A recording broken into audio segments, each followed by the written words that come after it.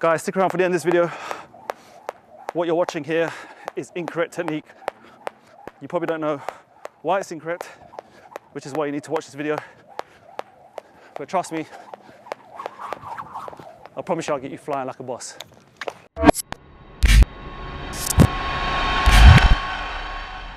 Welcome back to the channel, people, and welcome back to another fire skipping tutorial. It is Tuesday, of course, which means one thing. It is 2-minute tutorial Tuesday, where today I'm teaching you how you guys can maneuver your ropes, how you can build tricks, combinations, and get you out of this stuck, rigid style of skipping, right? I'm seeing this so often, people. This is gonna be a really quick one. And hopefully, man, if you guys are now watching this channel regularly, okay, you understand that there's a sense of flow when it comes to RA style of skipping. The only kind of contact we have is via our hands. Then the hands are obviously connected to our arms, and the way we sort of set these hands is super important. Now, today's video is mainly getting out of people, or getting a change into people who are like this when they skip. Okay, now this doesn't look that bad. We can do a lot of cool things still from here. But what you're gonna notice, hopefully, if you've seen my style before, is this is very rigid, it's very restrictive. Now, before we get into this, today we are of course using the most in-demand skipping ropes on the planet. Check the links down below, guys. Use VIP30, you get 30% off right now. All our mats, all our ropes, anything you see on the website, exclusive to you guys on YouTube. And today, I wanna show you and get you out of this way of skipping, okay? So we're gonna put the 2 minutes on the clock.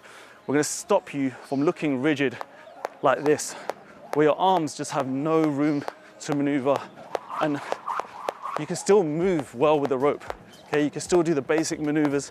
You can get your boxing step going. You can get your run step going. And it's not a bad place to be, all right? But if you really want flow, people, you need to let the elbows separate a little bit. And that's today's main core takeaway, is allow your elbows to come away from the body. You're gonna feel this, okay? You're gonna feel yourself when you are jumping like this already. So if you can feel your biceps pressed beside your torso, okay, on the side of your ribs, it's already too rigid. And the reason why it doesn't work, guys, is say you want to start moving from combination to combination from here, you're just going to trip, right? I didn't even force that trip, I promise you. It just doesn't allow the rope to move how it wants to move. As I mentioned before, the arm, the hands, how this rope moves is just a big, long extension. You need to feel like your arms are a part of the rope itself. Now, how you can feel this is, one, let's say you are rigid here, okay? You're very close. Just start to allow yourself to just take the bicep off the chest, all right? Now, I'm doing this naturally here. So this is the original movement here. Biceps stuck, arms really rigid, wrists will naturally then tend to be low and very close, okay? What I want you to feel now is have this separation. Now, I've got a jumper on today, so you won't be able to see it clearly, but take the bicep off the torso and try and skip. Now, what might happen straight away is that you might feel like the rope length now feels a bit different, so you might need to tinker with that. But then also, what it will tend to do is it will tend to, instead of you squeezing and having a big flexion or kind of big angles here, rigid, you're gonna start to feel actually like your forearms want to move with the rope, right? It's not just being generated, the power's not just generated from the wrist.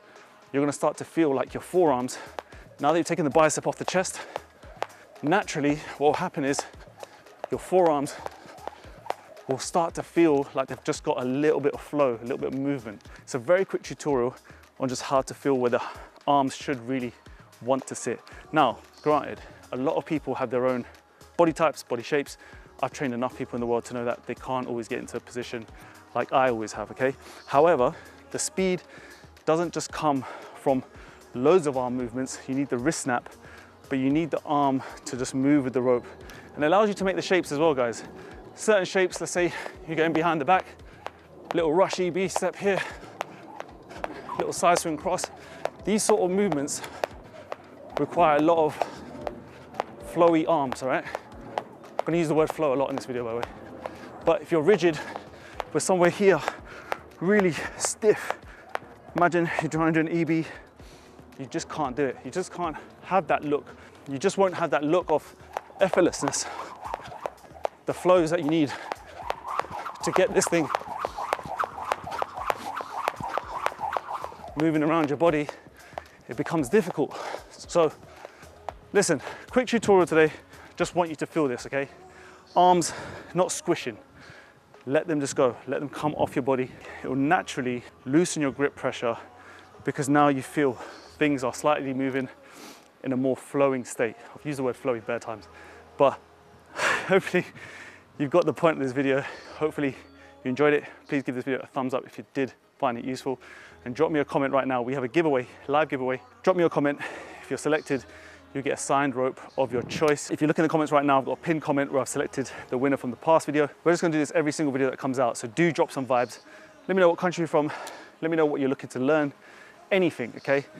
Once you put a comment down, you are entered into that giveaway.